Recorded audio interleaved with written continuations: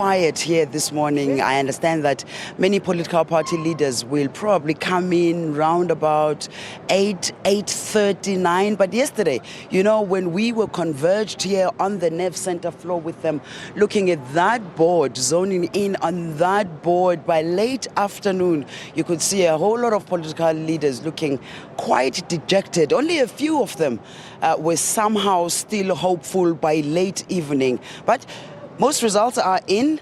It might not be an absolutely complete picture yet, but surely by now politicians and political parties know how they've fared in this election. They know their gains. They know where they have won. The conversations from now on are about coalitions. Let me bring into this conversation political analyst Ongama Mtimka to continue and find out what you think. First, actually, let's go back to South Africans have voted with their feet. They literally stayed away from the polls.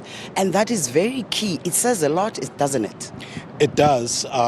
So we are witnessing an overall political context of transformation, not just of the, the party system, but of voters themselves in terms of how they participate. For the second time actually in the democratic period, we're sitting in the late 40s. I think this has been compared to the 2011 municipal elections, where we were sitting in the 40s. And part of what causes this, notwithstanding COVID-19 considerations, which we should factor in, is the idea of declining party dominance.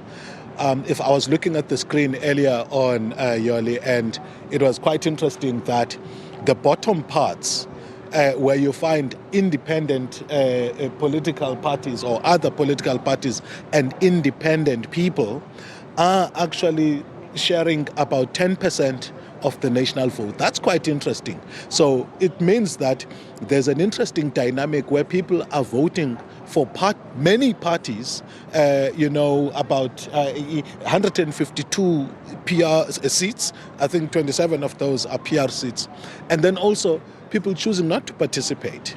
So the idea that small parties have a place in South African democracy is proven, because of those, we don't know of those people who voted for small parties, how many would have stayed away had they not had the alternative of voting for those parties. So not only are we witnessing voters that are maturing, but we're also witnessing voters that are more concerned about city issues, because some of these are actually parties that are city-based, that are based in specific regions. And perhaps that is why someone like John Steenhuisen of the Democratic Alliance has been warning his supporters to stay away from voting for smaller parties, because they essentially take away from the bigger parties. I didn't like that campaign. I didn't like that message, because it was in bad faith, if you like.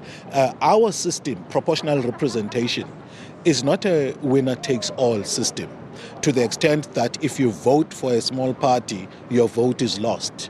As you can see now, that's roughly 10%, without including the likes of Patriotic Alliance, EFF and others. So there's a place for these small parties. You'll find that in the municipalities where they are going to be, the effect will still be the same. If they've been voted for enough, it will have the same effect of reducing the margins by which the bigger parties are leading. The DA in the Western Cape is experiencing this. The ANC elsewhere is experiencing the same thing. Now, coalitions were introduced here in 2016, and frankly, they have been disastrous. What can we expect from now on? Because it's clear now that's the way we're moving forward with. That's the way the voter is preferring things. If you look at the metros, the voters are not prepared to give any majority to a party, a dominant party. So that system is gone, at least for the next 10 years. We must forget this system of a dominant party. If you look at what the ANC is sitting now as a national average, it's just below 50%, which gives you an indication that come 2024, we'll be talking about coalitions in at least two or in at least two provinces. So this idea that we are going to return to party dominance in the next 10 years, my view is that it's wishful thinking. The reality and a more pragmatic approach is to learn to manage coalitions better. And I think that as we gain experience, as political parties gain experience, as political scientists will write more about ways in which these can be done, we are going to actually see a lot more improvements. We're in conversation with political analyst Ongama Mtimka. Thank you so much for joining us so early this morning here at SABC. Let's take it back now, to the studio.